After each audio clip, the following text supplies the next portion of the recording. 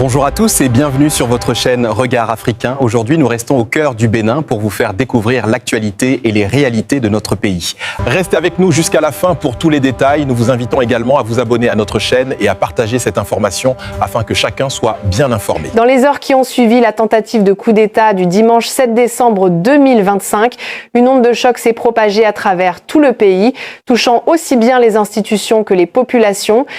les partis politiques, les organisations citoyennes et les acteurs de la société civile. Alors que la nation béninoise tentait encore de comprendre l'origine, les motivations et les ramifications de cette entreprise de déstabilisation, certaines voix ont choisi de s'élever avec force et clarté. Parmi elles, celle de la Coordination nationale de la résistance nationale et du parti Restaurer l'espoir RE de Candide Azanaï ont occupé une place de choix dans le débat public, tant par la fermeté de leur condamnation que par l'analyse minutieuse avec laquelle elles ont abordé les événements tragiques du 7 décembre. Leur réaction, rendue publique à la suite d'une session extraordinaire conjointe tenue le mardi 9 décembre, témoigne d'une volonté de replacer le débat sur le terrain des principes républicains et des valeurs démocratiques qui structurent la société béninoise depuis plus de 3 décennies. Dès les premières lignes de leur déclaration, la Résistance nationale et le parti Restaurer l'espoir ont fait savoir qu'ils condamnaient sans la moindre hésitation ce qu'ils ont qualifié de crapuleuse barbarie. L'expression, forte et lourde de sens, reflète la profondeur de l'indignation ressentie par leurs membres face à une action qu'ils considèrent comme une négation absolue des règles communes et du pacte de paix qui constitue le fondement du système politique béninois. Ils affirment que le recours aux armes, l'intrusion de militaires armés dans la sphère du pouvoir civil et la volonté affichée de renverser le régime constitutionnellement en place représentent une transgression intolérable et dangereuse, non seulement pour l'ordre politique, mais aussi pour la stabilité sociale et l'unité nationale. Au cours de leur session extraordinaire, les responsables de la résistance nationale ont également souligné l'ampleur du traumatisme collectif provoqué par ces événements. Ils ont insisté sur la douloureuse réalité des pertes humaines, rappelant que derrière chaque victime, il y a une famille brisée, des proches effondrés et des projets de vie interrompus brutalement. La déclaration rend hommage à ces innocents en des termes empreints d'émotion, affirmant que leur mémoire doit rester vive, que leur sacrifice ne doit pas être oublié et que la nation tout entière leur doit reconnaissance et respect. Cette dimension humaine occupe une place importante dans leur discours car elle rappelle que la politique n'est pas seulement une affaire de pouvoir et d'institutions, elle concerne d'abord des vies humaines et la dignité de chaque citoyen. Les responsables de la résistance ont également adressé leur compassion aux forces armées béninoises, reconnaissant en elles un corps républicain qui, dans son immense majorité, demeure attaché aux valeurs de paix, de discipline et de loyauté envers la nation. Pour la résistance nationale, la tentative de coup d'État n'est pas seulement une attaque contre le gouvernement ou contre le président Patrice Talon, elle est une attaque contre tout un modèle de société, contre des décennies d'efforts collectifs visant à préserver un État démocratique, apaisé et tourné vers le développement. En cela, ils considèrent que ceux qui ont planifié et exécuté cette opération violente se sont placés en dehors de la loi,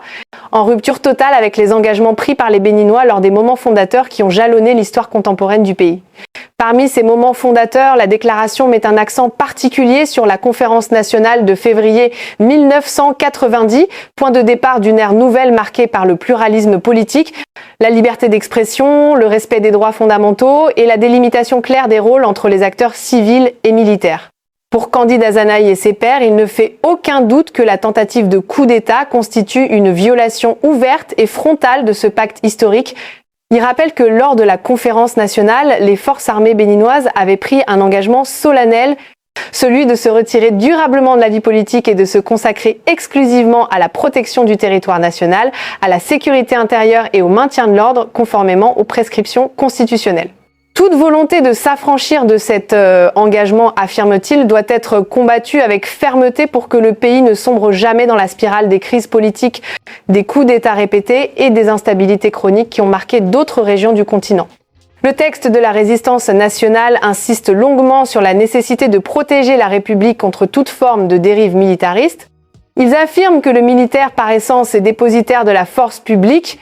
et que cette force ne peut être utilisée que dans le cadre strict des missions que lui assignent la Constitution et les lois de la République. Il souligne que lorsque des militaires s'arrogent le droit d'intervenir dans les affaires politiques, ils violent non seulement la loi, mais aussi la confiance que la nation place en eux.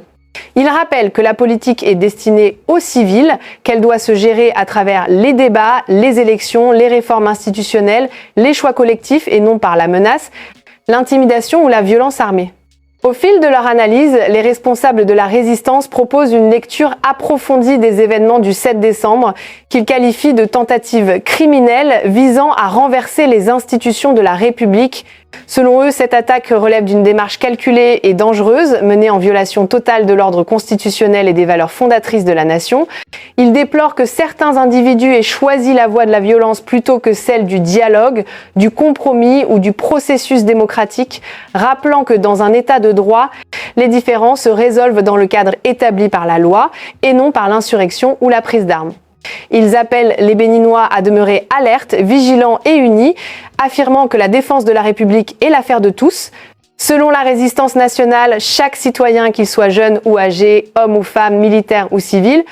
a un rôle à jouer pour préserver les acquis démocratiques et empêcher que le pays ne bascule dans le désordre. Il souligne que la stabilité n'est jamais un acquis définitif, mais un effort constant renouvelé chaque jour par le respect des lois, la promotion de la paix et le rejet collectif de toute forme de violence politique. Dans cette dynamique, ils invitent les institutions judiciaires à faire toute la lumière sur les événements du 7 décembre, à identifier les acteurs impliqués, à enquêter sur leurs motivations et à traduire les responsables en justice conformément aux dispositions légales. Ils insistent sur le fait qu'aucune complaisance ne doit être accordée à ceux qui ont tenté de renverser l'ordre républicain, car toute indulgence pourrait être perçue comme un encouragement à d'autres aventures putschistes à l'avenir. La résistance nationale appelle également à des réformes approfondies visant à renforcer la chaîne de commandement militaire, à améliorer la discipline interne et à consolider la culture républicaine au sein des forces armées. Au-delà de la condamnation des faits, leur déclaration contient aussi un message d'espoir et de résilience. Ils affirment que le Bénin, malgré les secousses, est un pays capable de surmonter les épreuves, un État qui a déjà démontré dans le passé qu'il pouvait traverser les crises grâce à la sagesse de ses institutions, la maturité de son peuple et la force de ses valeurs démocratiques.